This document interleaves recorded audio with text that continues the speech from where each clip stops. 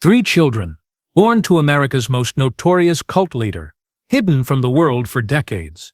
One committed suicide, one vanished without a trace, and one broke his silence with a shocking revelation that will change everything you think you know about Charles Manson. This is their story. The story nobody wanted you to hear. What happens when evil has children? When a monster's DNA flows through innocent blood? Today, we're diving into one of true crime's most buried secrets, the fate of Charles Manson's three biological sons, men who shared his name, but chose radically different paths. By the end of this video, you'll understand why one of them said something so controversial about their father that it shocked even seasoned investigators. But first, we need to go back to where it all began. Picture this. It's 1956. A baby boy is born in a sterile hospital room while his father sits behind bars, already branded as dangerous. The child's name, Charles Mills Manson Jr. He doesn't know it yet, but he's just inherited the most toxic surname in American history. His mother, Rosalie Joan Willis, makes a desperate choice. She divorces Manson while he's still imprisoned and remarries. The boy becomes Jay White, a new name, a clean slate, or so they hoped. But you can't outrun blood, can you? And you certainly can't outrun a legacy built on murder. At this point in 1956, Charles Manson was already showing signs of the manipulative psychopath he would become. He'd been in and out of juvenile detention centers since he was 9 years old. By the time his first son was born, Manson had already committed armed robbery, auto theft, and countless other crimes. Rosalie Joan Willis wasn't just divorcing a man. She was fleeing from a pattern of violence that would eventually consume the entire nation's consciousness. The decision to rename her son wasn't just practical, it was prophetic. Somehow, this young mother understood that the name Charles Manson would one day be synonymous with evil itself. She was protecting her child from a future she couldn't even imagine. Jay White grows up trying to be normal. He gets married, has a family of his own, becomes a father.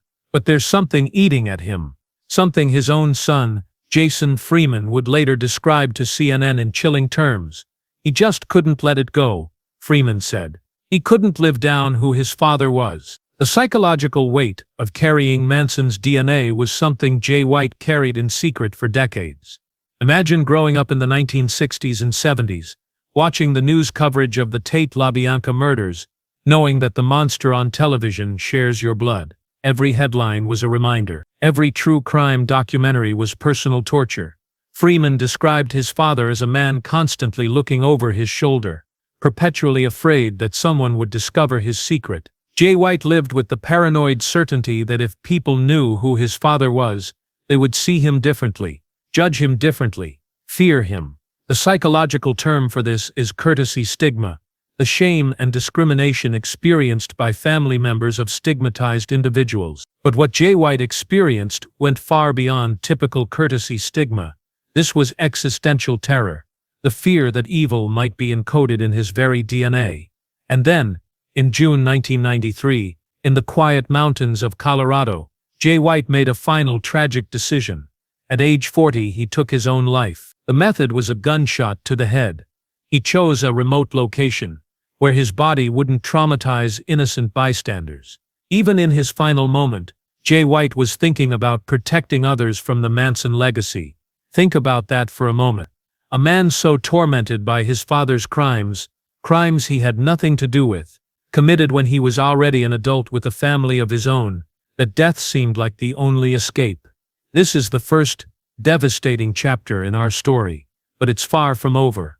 Because Jay White left behind a son, Jason Freeman. And Jason would later do something that would shock the true crime world, but we'll get to that revelation in a few minutes. First, we need to meet the second son, the one who chose a different kind of disappearing act. His name was Charles Luther Manson, born to Manson's second wife, Leona Ray Candy Stevens, sometime in the early 1960s. The exact date remains mysterious, itself a testament to how successfully this man would later erase his own existence. Leona Stevens was a cocktail waitress when she met Charles Manson. She was young, vulnerable, and completely unprepared for what she was getting into. Their marriage lasted only a brief time, but long enough to produce a son who would inherit one of history's most dangerous names. But here's where this story gets really strange.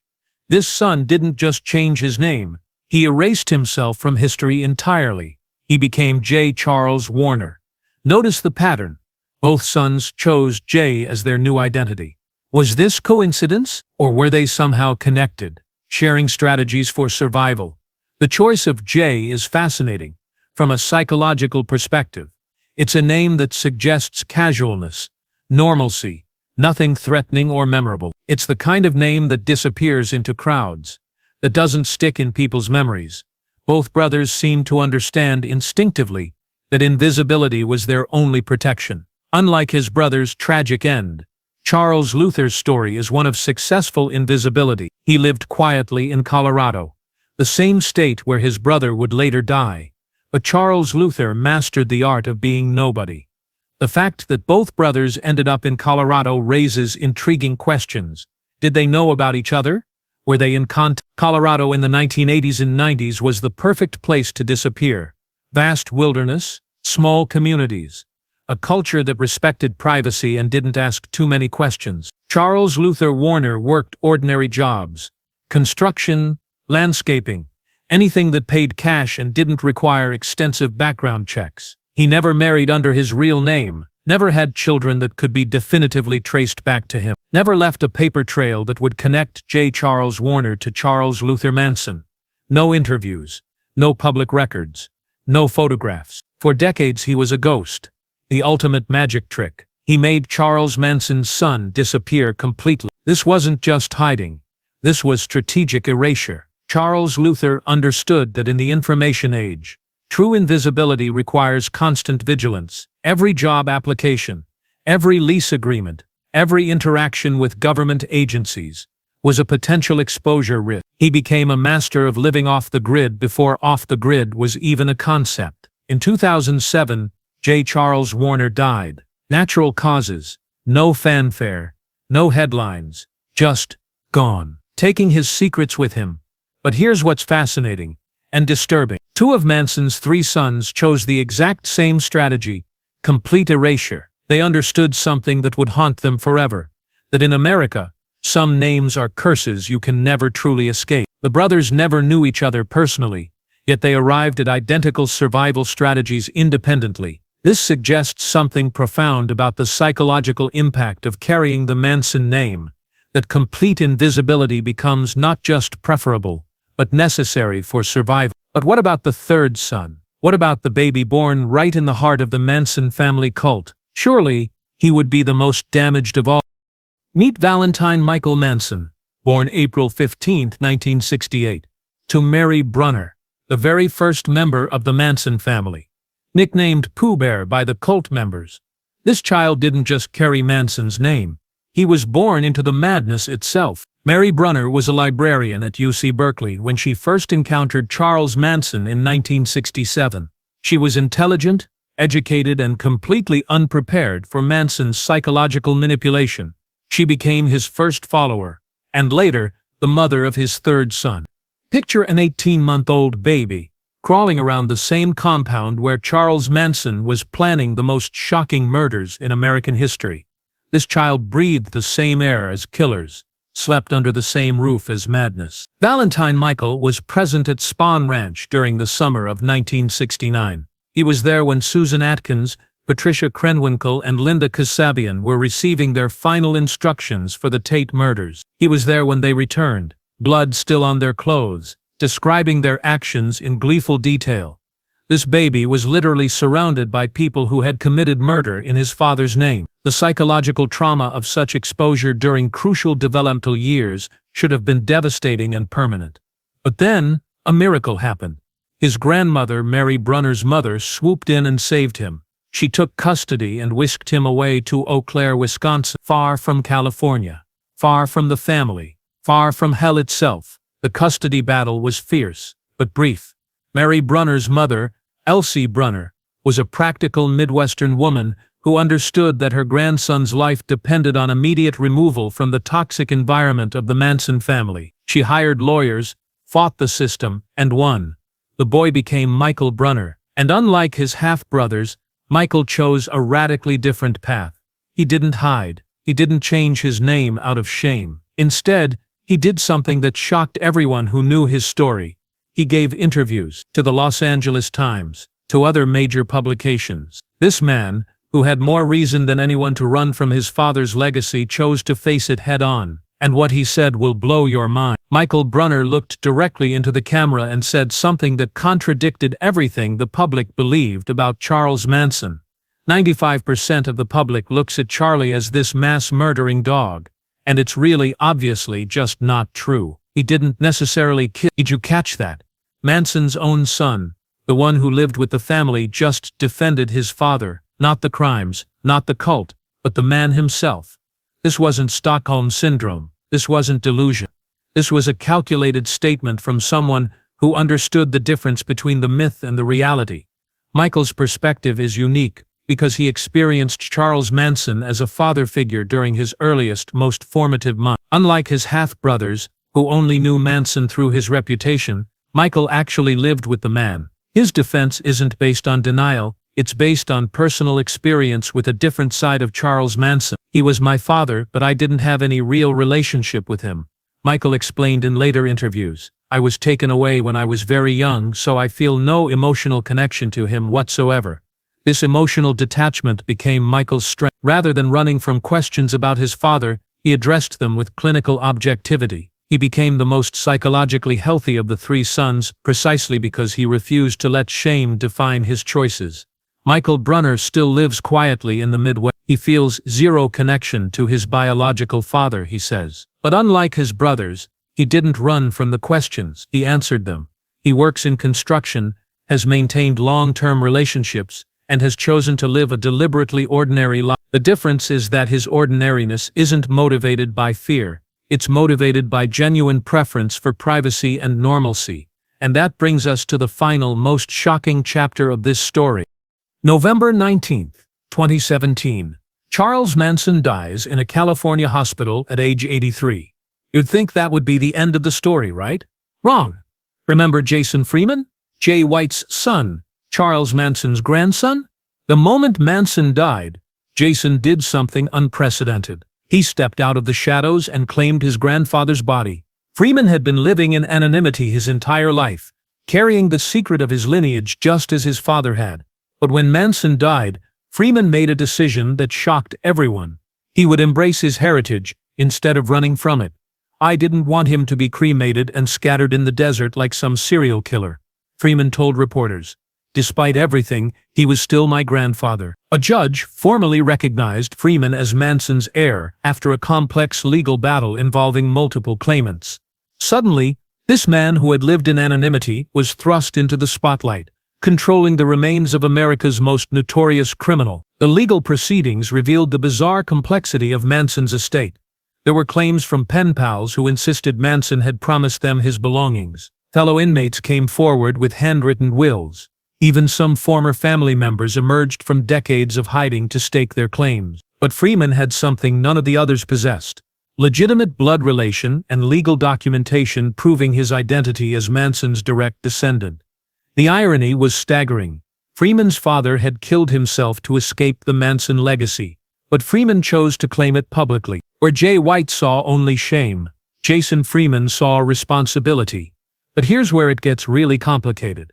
Michael Brunner, the third son, the survivor, he could have a legal claim to Manson's estate too, but he chose nothing. When contacted by reporters about the inheritance battle, Brunner's response was characteristically direct. I want nothing to do with it. I never did, and I never will.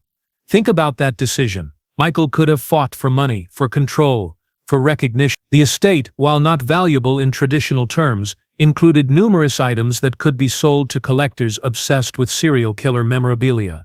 Letters, artwork, personal effects, all worth significant money to the right buyers. Instead, he stayed distant. Even in death, he refused to let Charles Manson define his life. Meanwhile, Jason Freeman found himself caught in a legal battle that's still ongoing today. The grandson fighting for control of an inheritance nobody should want. Freeman's motivation wasn't financial, it was psychological. He wanted to reclaim some measure of control over the Manson narrative. By claiming the body and controlling the burial, He was making a statement about his family's right to privacy and dignity, even in death. So what does all this mean? What can we learn from the hidden sons of Charles Manson? 3 sons. 3 completely different responses to the same impossible inheritance. Jay White tried to hide but couldn't escape the psychological weight, the constant fear of exposure, the paranoid certainty that his secret would eventually destroy his family. The crushing weight of inherited shame, it killed him. His suicide wasn't just personal tragedy, it was a statement about the limits of human endurance when facing societal stigma. Jay White believed that death was preferable to the possibility that his children might suffer for his father's crimes. Charles Luther Warner succeeded in disappearing entirely, the ultimate victory of anonymity over notoriety. His story represents the perfect execution of strategic invisibility. He understood that in modern America, true freedom sometimes requires complete erasure of identity.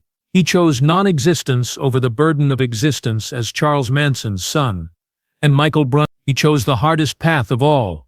He chose truth over fiction, engagement over escape. His approach represents psychological courage of the highest order. Rather than allowing shame to dictate his choices, he faced the reality of his heritage with clinical objectivity. He refused to let fear control his life. These men remind us of something crucial. Evil is not genetic. Violence is not inherited. The children of monsters are not destined to become monsters themselves. Jay White was a father trying to protect his family from his own path. His final act was one of sacrifice. He believed his death would free his son from the Manson legacy forever. Charles Luther was a man who valued peace over publicity, invisibility over identity. He chose the ultimate form of self-protection and succeeded completely. Michael Brunner was someone brave enough to separate the myth from the man, to distinguish between the father he never really knew and the monster created by media sensationalism. In the end, they all made the same choice, just in different ways. They chose to be themselves instead of their father's sons. The tragedy is that society's treatment of the Manson name made such extreme measures necessary. 2 of these men felt compelled to erase themselves entirely, while the third required extraordinary psychological strength to maintain his authentic identity. Their stories reveal something disturbing about American culture's relationship with notorious crime. We create such powerful stigma around certain names that innocent family members are forced into hiding, exile, or worse. That might be the most important lesson of all, but their courage, the courage to forge their own paths despite carrying one of history's most infamous names. That's a story worth telling. Each of these men faced an impossible choice: live with the burden of their father's legacy or find ways to escape it entirely. Their different solutions, suicide, complete erasure, and radical honesty, represent the full spectrum of human responses to inherited trauma. What do you think? Could you have survived carrying that burden? How do we, as a society, balance our fascination with notorious criminals against the rights of their innocent family members to live normal lives? The hidden sons of Charles Manson teach us that behind every notorious criminal are real people, children, spouses, siblings, who must somehow continue living after evil has touched their family tree. Their stories deserve to be told, not as curiosities, but as reminders of our shared humanity. Next week, we're diving into another buried secret that will change everything you thought you knew about the Manson murders. Trust me, you won't want to miss this one.